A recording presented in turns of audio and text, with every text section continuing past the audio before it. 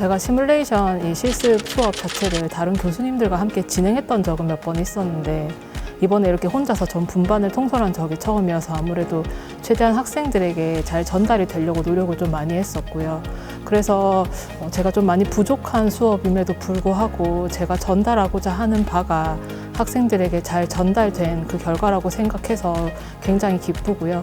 그리고 이 수업의 취지를 잘 이해하고 잘 따라와주고 이 수업에서 학습한 바가 많았다고 이야기해준 학생들에게 감사한 마음이 듭니다. 저는 수업을 할 때 학생들과의 소통과 이런 공감대 형성이 중요하다고 생각을 합니다. 요새 코로나로 인해서 소통이 더 힘들어진 이런 사회가 됐지만 결국 비대면 교육에서도 학습자들과 소통을 어떻게 하면 좋을까 이런 전략들을 구성하고 실천하고자 하는 이런 교육 방향을 봤을 때도 다른 교수님들도 이 점을 좀 중요하게 생각하고 있다는 증거가 아닐까라고 생각을 하는데요. 우리가 이제 가르치다 보면 너무 일방향적인 이런 지식 전달에 익숙해져 있고 학생들도 그 방식에 익숙해져 있겠지만 저는 대학교 수업이라는 것은 이런 일반적 지식만 전달하는 수업보다는 학습자들의 이해 정도를 확인하고 이를 계속 반영해 가면서 수업을 하는 것이 가장 효과적인 교육이 될 수 있다고 생각을 합니다. 저는 수업을 할 때마다 늘 제 교육 방법이 최선인가가 늘 의심이 드는데요. 그래서 이제 최선의 교육 방법이 무엇이고 제가 그 부분을 적용 가능한지를 좀 점검해 보는 작업을 합니다. 그래서 관련 학회나 이런 세미나를 좀 참석해서 이제 다른 교수님들은 수업을 어떻게 꾸려 가시는지를 좀 참고하기도 하고 저희 이제 이런 과목은 임상의 최신 지견을 반영하는 게 더 중요하기 때문에 임상에 이런 근무 중인 전문가에게 최신 임상 내용에 대한 의견을 공유하기도 합니다.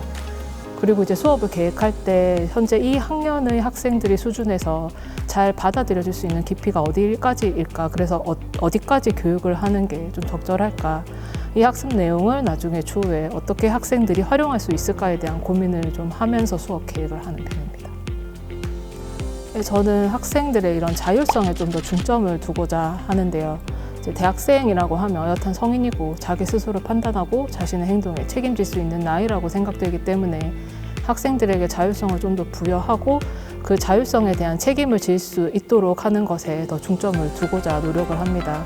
제가 이 시뮬레이션 실습 교육 방법에 관심을 가지게 된 것도 이제까지 이런 학습한 지식과 경험을 바탕으로 이 시나리오 상황에서 자율적으로 자신의 행동을 결정하고 수행하고 그 결과에 대한 책임까지 지는 수업이기 때문입니다. 그래서 저는 수업 중에는 학생들이 충분히 자율적으로 행동할 수 있도록 권장하고 중간에 스톱시키지 않고 추후에 이런 디브리핑 시간에 그 부분에 대해서 어떤 책임을 질 수 있고 어떤 행동이 이제 올바른가에 대해서 다시 고민해 볼 수 있도록 하는 방식의 수업을 하고 있습니다. 저는 하나의 학생보다는 어떤 한 조가 전체가 기억에 남는데요. 시뮬레이션 실습 활동은 이제 환자의 이런 문제 상황이 닥쳤을 때 팀을 협업해서 그걸 통해서 이를 해결해 가는 수업입니다. 그래서 그 팀에는 의사 역할도 있고 동료 간호사 역할도 있고 담당 간호사 역할 이렇게 여러 가지 역할을 나눠서 맡게 되는데 해당 조는 이제 너무 부끄러움이 많은 특성이 있는 학생들이 다 모여 있어가지고 그 시나리오 상황에서 자신의 의사를 명확하게 전달하지 못해서 팀 협업이 잘 이루어지지 않는다고 평가되던 조였습니다.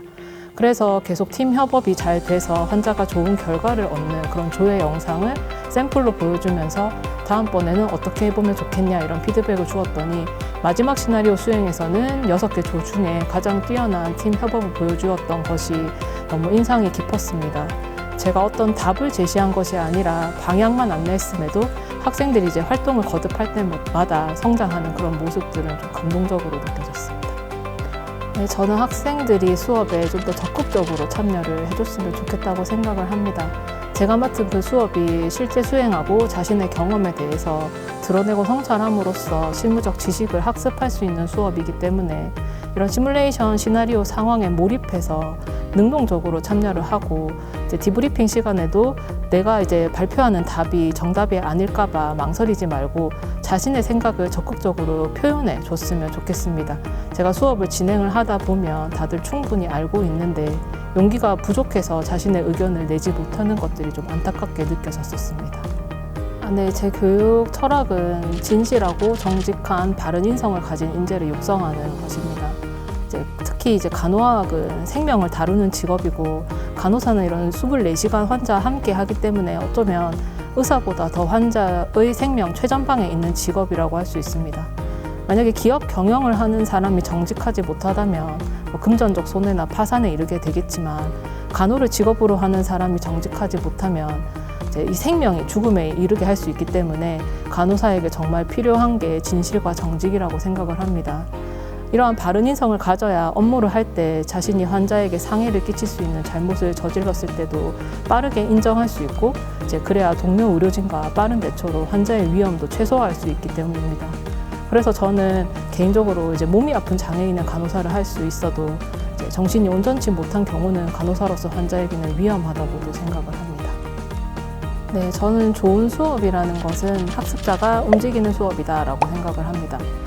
즉 학습자가 능동적이고 적극적으로 움직이고 나한테 인상 깊었다고 판단하는 수업이 좋은 수업이 아닐까라고 생각을 합니다.